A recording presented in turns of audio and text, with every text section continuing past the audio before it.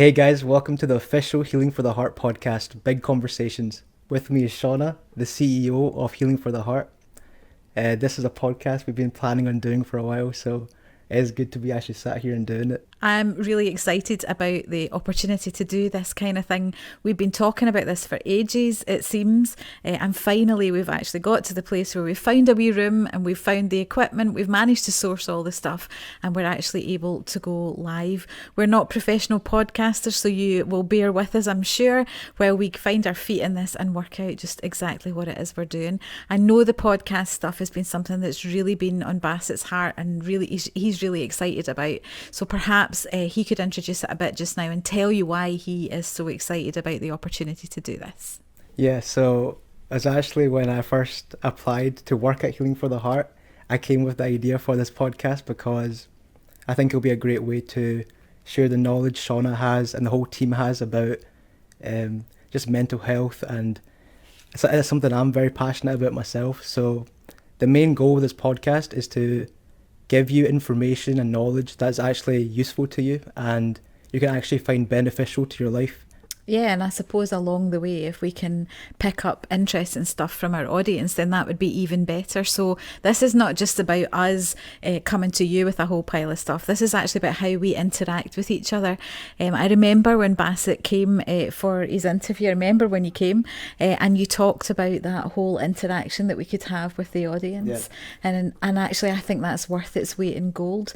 Part of the thing about Healing for the Heart, historically, and it continues to today, is that we are actually a community of people, and the richness is in our individual experiences coming together.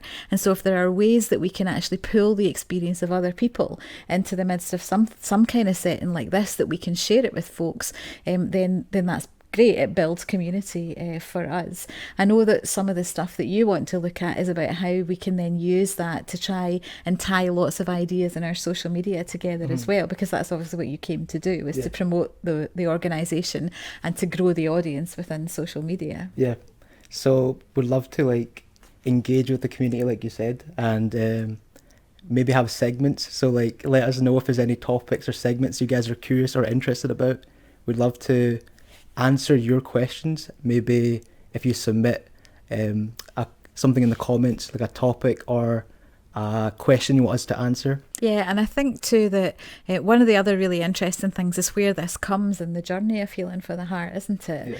Yeah. So kind of over the last year and the last 18 months, even with the pandemic, things have changed remarkably for everybody.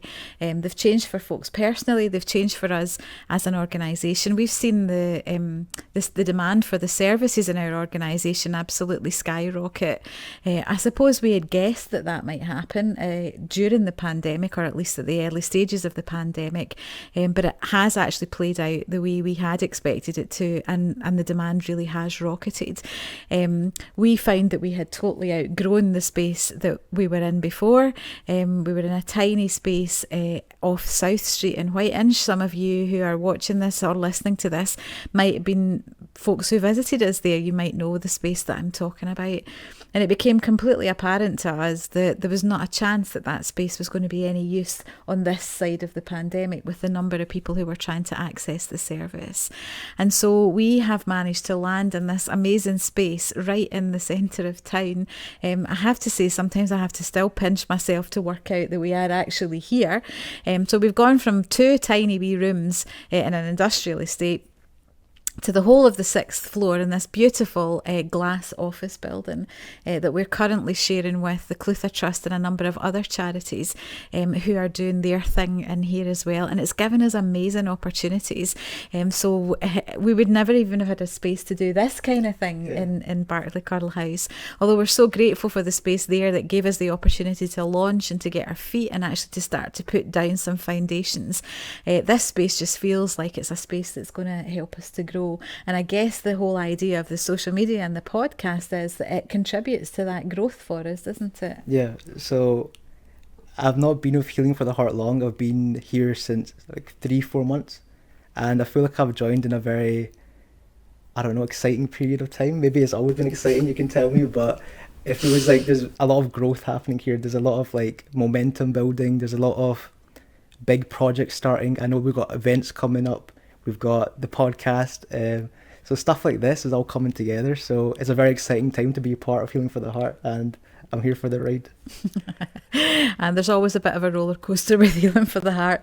3 months is probably not long enough to ride the roller coaster yet, but I think that for us as well, we would want to be very clear that we actually are still a community organisation. Although we've come into space in the centre of town, this is not permanent space for us. It's short-term space in terms of maybe a couple of years. The building here, if any of you watching or listening have Googled it, is actually earmarked for demolition. Why you would demolish a perfectly good building is beyond me, but it's earmarked for demolition, and we're in here for a couple of years anyway, until that process actually starts to gather momentum. And so for us, it's about how do we build in here, how do we grow what we've got in here, so that in actual fact beyond the 2 years we can continue to do the stuff that we've always dreamed about doing. So we still very much are community focused. If you have seen our Made for More stuff, our Made for More, our supported volunteering project is still very much right at the heart of communities. The partner organisations that we have are right at the heart of communities. And in actual fact, this space just gives us a beautiful space in which to help people and support people with their mental health. Mental health is often the thing that's stuck round the back in a cupboard somewhere that nobody sees. And I suppose for years we've been dreaming about the fact that you could have a beautiful place, a place that communicated worth and value and importance and dignity to people when they came, and it feels like we're having the opportunity to do that in this space now. So I'm excited to see what happens with it, and the whole podcast social media thing is part of the growth of that and part of the trajectory that we're actually on in terms of where we're going. So in terms of so we talked about it right now, we're in a transition period of growth, and like we're in a new space. How was it like getting through the pandemic period? Because as a charity, that must have been difficult, with obviously the pandemic affecting many people's financial situation. So donations would have been difficult. So how, like, you went through like a tough period. So I'm wondering, how was that like past year or so for you? I guess like everybody else in terms of the pandemic, it was probably a good job that we didn't know what we know now when the pandemic hit right at the very start. I think when we, at the end of what would that be, at the end of March 2020, when lockdown was coming in and we moved everything online, we left the offices in South Street thinking we would maybe be away for a fortnight or something, and we had no idea, like everybody else, that it was going to be months and months and months. We were really keen because we are committed to the support of the clients, particularly thinking about the clinical support for clients within the counselling service. We moved all of the counselling service online very quickly. We had never ever been an online service before. Yeah. We never ever wanted to be an online service, but needs must, and so we moved the service online really quickly. There was a lot of upskilling to do for counsellors and for other staff and how that worked. We had to work out how to work with technology like everybody else did, and sometimes it worked and sometimes it didn't. A lot of Zoom. Absolutely zoomed out. And then we had to think about our processes, because all of our records, all of our information, all of our forms were on bits of paper, but they were stuck in the office and we weren't. And so we managed to get some funding to build a bespoke app that we could store all of our stuff online. So we did that and we built that, and that seemed to give us a bit of momentum. We were still thinking at that point in time, we'll be back in the office and it'll all be normal soon. And here we are kind of 18, 20 months down the road and we're still not normal. It's still not normal. It still doesn't look the way that it looked before. I think there were real challenges of holding together a team, of people still feeling connected just at a team level or a staff level, because staff, regardless of what job that they are doing, they're still going through the issues of the pandemic like everybody else. So you're dealing with your personal stuff, but you're also dealing with organisational issues as well. So lots of challenges there. Our donations, as you rightly say, actually halved over the pandemic, which was quite exciting for us. And our donations actually are still halved. Right. We always want to, particularly for our counselling service, be a service where we can provide counselling and support for folks regardless of what their financial position is. But the bottom line is that it has to be paid for somehow. Yeah. We were really fortunate over COVID. There were a number of COVID-specific funds that opened up that we were actually able to apply. We were actually able to apply for grant funding, and we did some partnership work for the City Council as well, which has been absolutely invaluable in sustaining the service all the way through. And now, as we look kind of into 2022, we're looking at other funding opportunities, other ways of becoming self-sustaining. Charities usually are blown about by the volatility of the grant funding market, and we don't actually want to be there we certainly don't want to be there for any longer than we absolutely have to. We want to think of ourselves as a social business, and we actually want to think about sustainable income. And that again is what this space affords us the opportunity to do. So, like, speaking of new income streams, if you've seen, I'll edit it into the video, but if you've seen the big space across from us right there, we're thinking of having events there and like possibly renting out the place. So that could be a possible stream of income. Any ideas for like events we're going to launch? Well, Basit, it's funny you should say that. And I know you can't see me right now, but I'm Jem the fundraiser. And on the 30th of April, we've got the Spring Fling that we're going to host in our office space. We're really looking forward to it. We've got some great prizes, some raffles, and wonderfully, we've got the Voice Project coming through. They're going to host some workshops. They're going to teach us how to sing, and it's just going to be a really fun time. If you're free and you'd like to come, please find the link on our website, on our social media, even on our newsletter, which I think Shona might talk about later. So the space here helps, it gives us an opportunity to do things that we've not been able to do before. So the podcast is one of these things, because we've got a wee quiet room without a recycling plant next door that's clanging away with all the metal. We've got a space that we can do that in, but there are lots of other things that we are hoping to be able to do in the space here.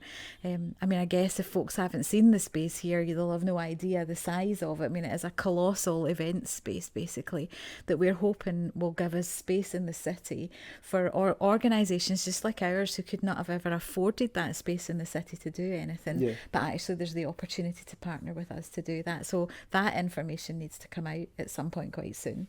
From like being here, I've seen like there's a big almost emphasis and like it's encouraged to collaborate with other people, other charities, so there's amazing charities in this building. We'll probably be spotlighting them and promoting them on our social media, so make sure you follow us on Instagram, Facebook, everywhere, just to check out all the amazing charities there are in this building. I think also we are now planning on getting out a regular newsletter to people and being able to inform folks about stuff that is going on here.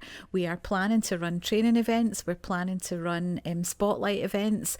We would run community events that would bring various aspects and various different areas of our communities together, opportunities for other organisations, and as Basit said, to be able to work with other organisations. And so I'm guessing that if folks want to actually keep up to date with all of that stuff, if they go over to our website, then they can actually sign up to be kept informed of that.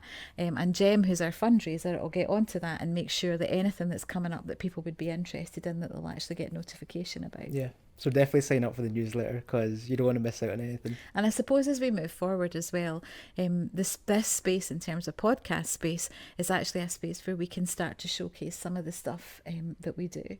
So people should probably stay tuned and follow us and make sure that they subscribe to our podcast so that they don't miss anything that might actually be important. And we'll be on all the platforms where like you prefer to listen to podcasts. So check us out on Spotify, Apple Music, everywhere. Like we'll be on all the platforms where you prefer to be on.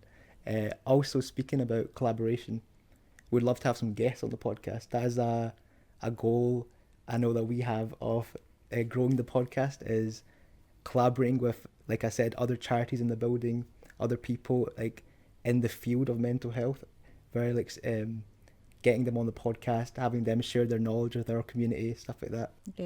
Yeah, absolutely. So if folks have got ideas for people that they would like to see on the podcast, then we'd love to hear from you. And of course, if folks are listening, so you know, if somebody like Nicola Sturgeon's listening and she wants to come onto this podcast and have a chat with us about mental health, then we would be absolutely up for that. So if you're, if you're listening and you've got a particular slant that you want to bring, or something that's really important and interesting that you want to highlight, absolutely get in touch with us, and we will make room for you at the table with our podcast set here.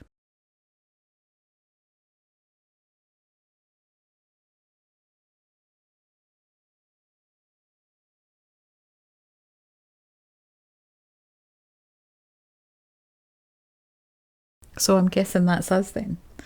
That's our first podcast. That's the first podcast. First podcast of 2022. And that's us done for now. For now. We'll try to improve it over time. We'll try to add segments. We'll try to cover the topics and the questions you have.